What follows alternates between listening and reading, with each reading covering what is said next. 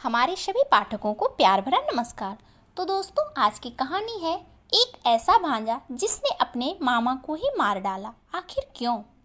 मेरा नाम कल्पना है। मैं बहुत ज़्यादा खूबसूरत थी। मेरी ज़िंदगी में सब कुछ ठीक था। मुझे ऐसा लगता था ज़िंदगी में फिर कभी कुछ बुरा नहीं होगा, क्योंकि मैंने कभी बुरा नहीं किया था। लेकिन वही होता है जो किस्मत में लिखा होता है। जब मैं छोटी थी तो मेरी माँ एक आदमी के साथ मुझे और मेरे पापा को छोड़कर भाग गई थी। मेरे पापा घर में ज़्यादा ध्यान नहीं देते थे और वह भी एक औरत को शादी करके ले आए। जब मैं 18 साल की हो गई तो मैं घर के सारे काम करती थी, बच्चों को ट्यूशन भी पढ़ाती थी। इसलिए मुझे सब कहते थे कि तुम्हारे पापा कभी तुम्हारी शादी नहीं करेंगे। एक तो उनको नौकरानी मिल गई है, ऊपर से 15,000 तुम कमा लेती हो। पापा जो कह देते वही होता। शायद यही वजह थी कि बात बदल गई थी। मैं 10 से 15,000 तक आराम से कमा लेती थी, जो कि सौतेली माँ मुझसे ले लिया करती थी। लेकिन फिर भी एक दिन मुझे मेरी सौतेली माँ ने बताया कि तुम्हारे लिए रिश्ता देख लिया है। तो मैं हैरान रह गई। मुझे लगा मजाक कर रही है, लेकिन उन्होंने यह नहीं कहा था कि तुम्हारे लिए रिश्ता देखने वाले आ रहे हैं। उन्होंने कहा कि तुम्हारे लिए रिश्ता देख लिया है, बात भी पक्की कर दी है। तुम शादी की तैयारी कर लो, 1 महीने में तुम्हारी शादी हो जाएगी। मैं हैरान थी, लेकिन अंदर से खुश भी हुई, क्योंकि मेरी ज़िंदगी का एक नया मोड़ आने वाला था। मैंने तो अपने दिल से यह बात निकाल दी थी कि मेरी शादी होगी, क्योंकि मुझे लगता था मेरी सौतेली माँ कभी मेरी शादी नहीं करवाएगी। लेकिन अब यह सब कुछ हो रहा था, इसलिए मैं बहुत ज़्यादा खुश थी। खुशी खुशी शादी की तैयारी में लग गई। शादी की रात भी बहुत कुछ अजीब हुआ। मैंने अपने पति को देखा ही नहीं था। हम लोगों को साथ बैठाया गया था, लेकिन मैं नीचे देख रही थी। इतनी हिम्मत कहाँ होती है दुल्हन में कि सर उठा ले और गर्दन घुमाकर अपने पति को 2 पल देख ले। मैंने भी नहीं देखा था। उसके बाद जब कमरे में बैठी थी, तभी अपने पति को देखा तो पता चला कि वह बहुत अच्छा इंसान है। उसने पहले ही दिन मेरा बहुत सम्मान किया। उसके घर में सिर्फ उसकी माँ थी और एक बहन थी, और बहन का 14 साल का एक बेटा था। उसने मुझे बताया कि मेरी बहन का बेटा मेरे बच्चों की तरह है, पर मेरा बहुत लगाव है। वैसे तो उसकी उम्र सिर्फ 14 साल है, लेकिन मेरे लिए तो वह इससे भी ज़्यादा छोटा है, क्योंकि उसने मुझे कहा कि वह 2 साल का था तो उसके पापा इस दुनिया से चले गए थे और वह कुछ जानता ही नहीं था। इसलिए उसके पापा की जगह मैंने ले ली और रोज़ रात को मैं उसे अपने सीने पर सुलाया करता। तब से वह मेरे लिए ऐसा है जैसे मेरा अपना बच्चा है। मेरी ननद के बेटे का नाम शिव था। मेरे पति ने कहा तुम हमेशा उसका ख्याल रखना। मैंने कहा ठीक है, आप चिंता ना करें, वह मेरे लिए भी छोटे भाई की तरह ही है। शादी की रात अच्छी गुजर गई। ऐसा लगता था जिंदगी भी अच्छी गुजर जाएगी, लेकिन सुबह हुई तो सास ने कुछ अजीब पूछा और मेरे कमरे में आ गई। मुझे इतनी शर्म आ रही थी, मैं शर्म से पानी पानी हो रही थी। मैं सोचने लगी, औरतें इस तरह की हरकतें क्यों करती है। उसके बाद मैं अपने भांजे के पास थोड़ी देर बैठ गई। मेरी सास ने कहा अब तुम तैयार हो जाओ, रोज़ तुम्हें देखने के लिए रिश्तेदार आएंगे। शादी धूमधाम से हुई है, जबकि इतने पैसे नहीं थे, लेकिन बारी बारी सब लोग तुम्हें देखने के लिए आएंगे और जो भी पैसे देंगे वह मुँह दिखाई में देंगे, तो वो मुझे दे देना। मैंने कहा ठीक है। मेरी सास परंपरा निभाने वाली सास की तरह ही थी। लेकिन भांजा अच्छा था। पहले मेरे साथ से हंसी मजाक कर रहा था, फिर उसने अजीबोगरीब किस्म की बातें शुरू कर दी। मुझसे पूछने लगा आप और मामा क्या कर रहे थे।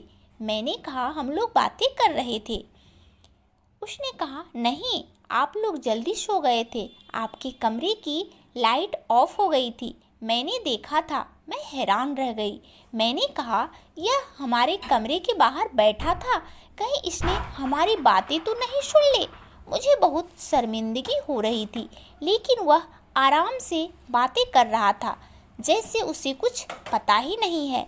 इसलिए मैंने भी ज़्यादा बात नहीं की। कहने लगा, आप कहाँ सोती हैं? मामा किधर सोते हैं? मुझे समझ नहीं आ रहा था इसे क्या जवाब दूं। फिर पूछने लगा, क्या आप लोग एक साथ सोते हैं? मुझे बड़ी शर्मिंदगी हुई। शाम को मैंने यह बात अपने पति को बताई कि वह इस तरह से सवाल पूछ रहा था। अजीब बात है, इतने छोटे बच्चे के दिमाग में इतने सारे सवाल।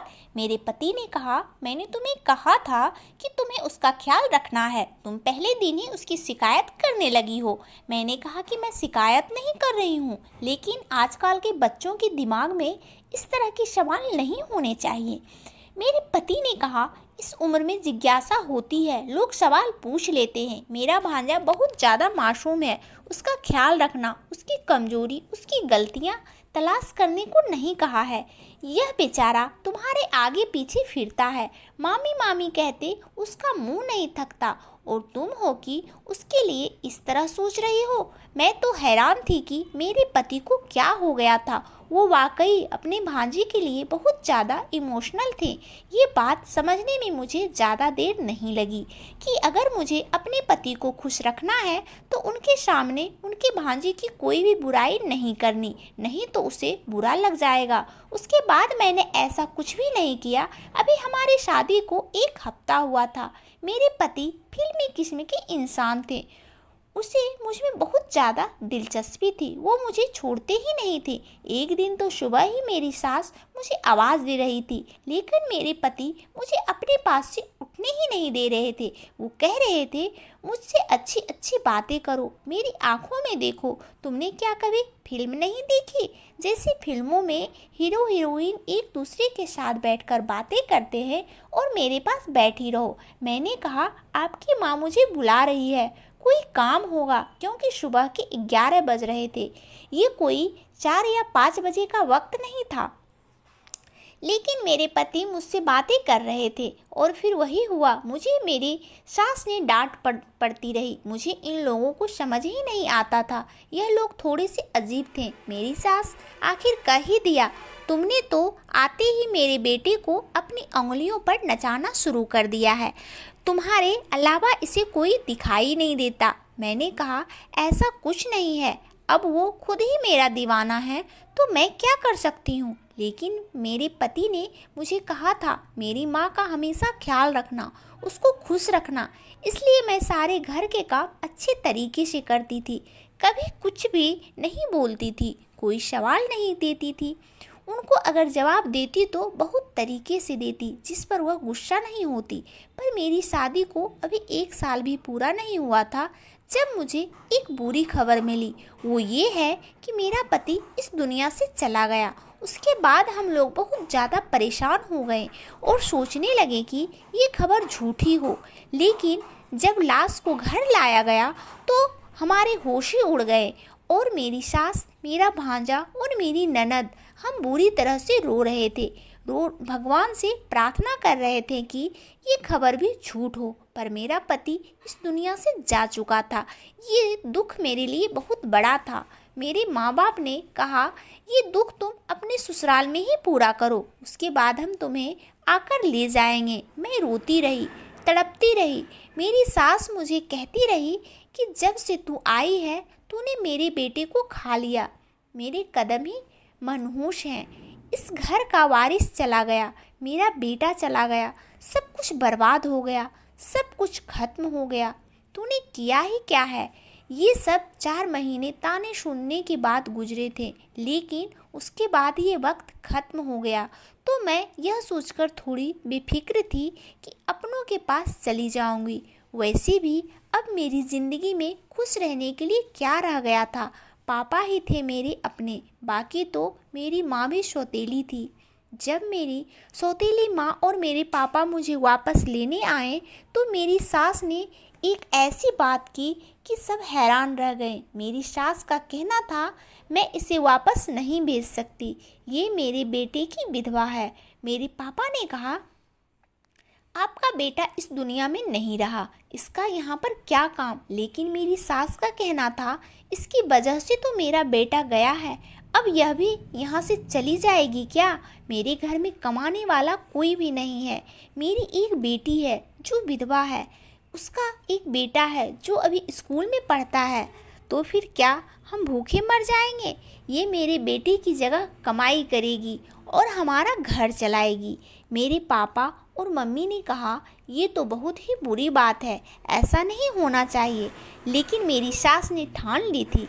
फिर मेरे पापा मेरी सास के बीच काफ़ी बहस हुई, काफ़ी बात इस तरह जाती तो कभी उस तरफ। जब मुझसे पूछा गया तो जाहिर है कि मैं वापस जाना चाहती थी।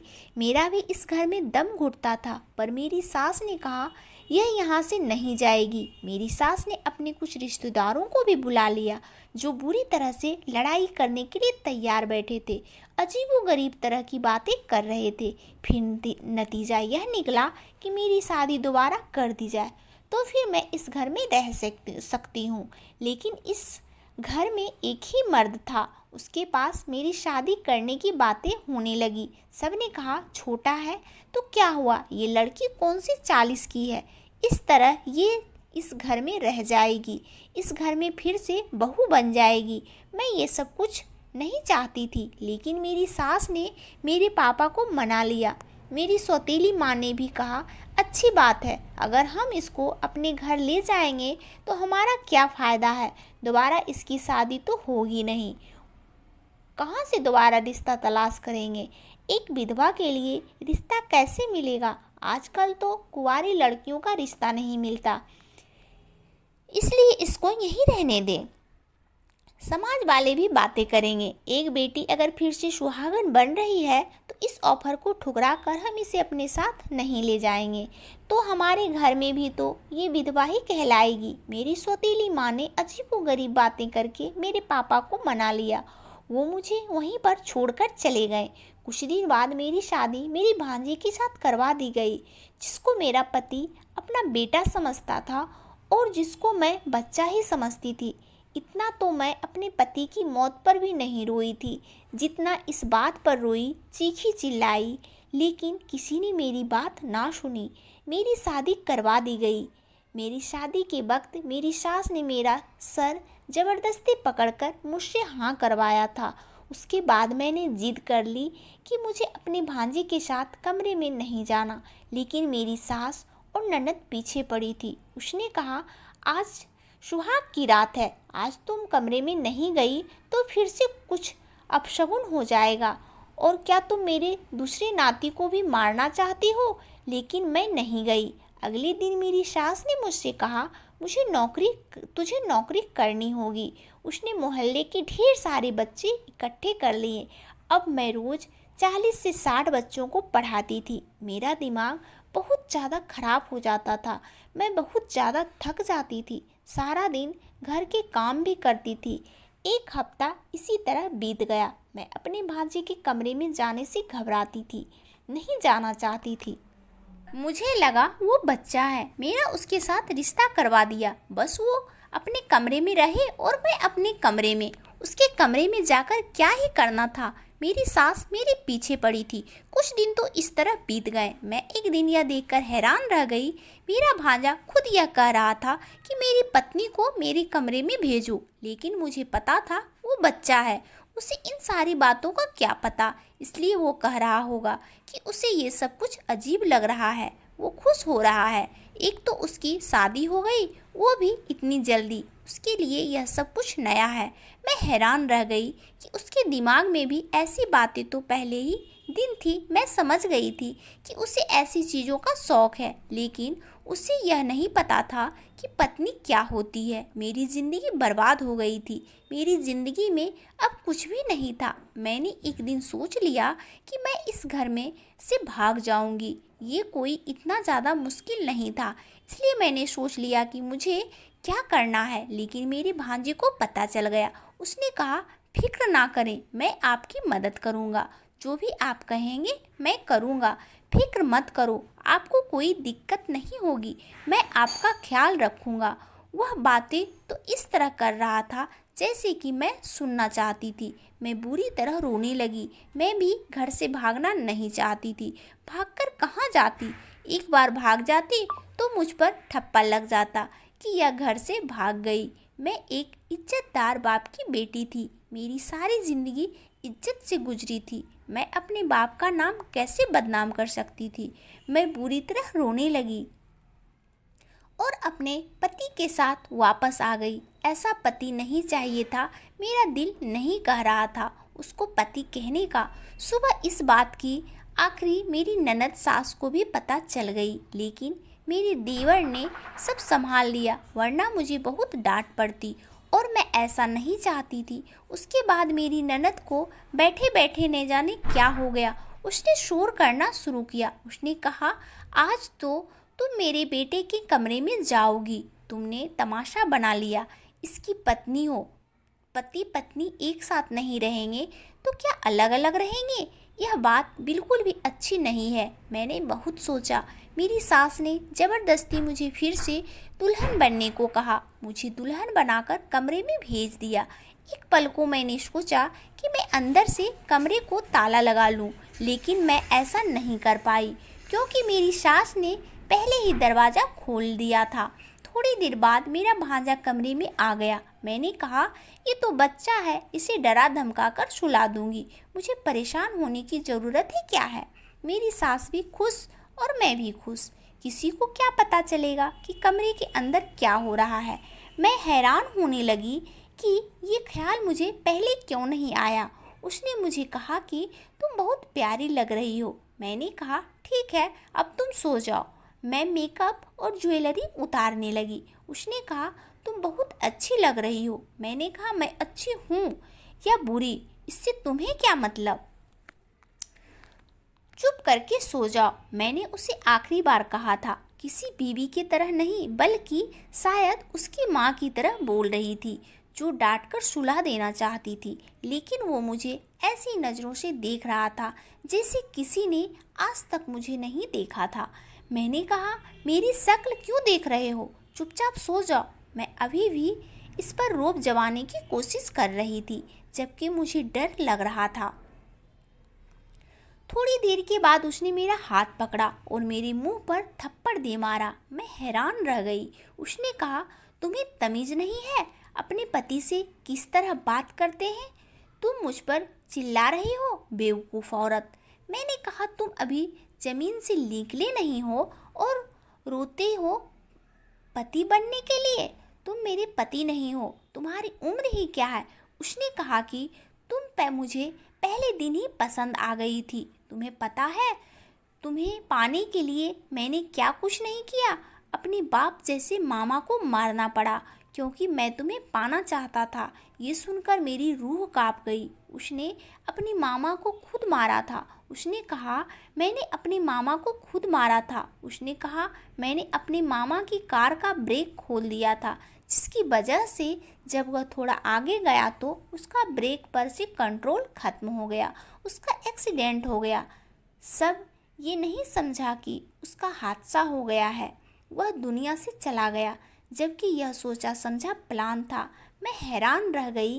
इस आदमी ने मेरे पति को मार डाला, जिसे मैं बच्चा समझ रही थी, और अभी मेरा पति बना खड़ा था। यह कोई मासूम बच्चा नहीं था, यह एक शैतान था जिसने अपने मामा को मार डाला।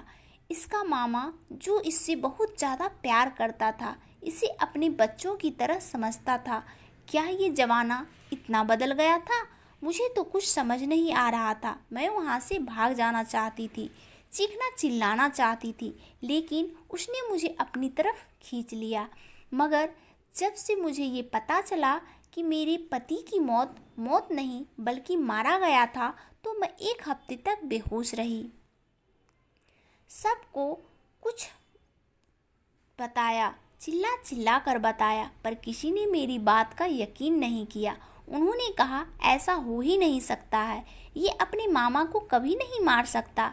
तुम झूठ बोल रही हो, क्योंकि तुम इससे शादी नहीं करना चाहती थी। मेरे पास एक ही रास्ता था, मैं खुदकुशी कर लेती, लेकिन मुझे किसी ने मरने भी नहीं दिया।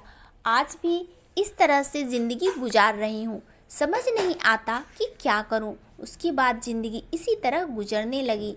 मुझे भगवान ने एक बेटा दिया। मैं यह सोचकर उदास थी कि मेरी किस्मत बुरी है, मेरी बेटे की किस्मत भी बुरी होगी।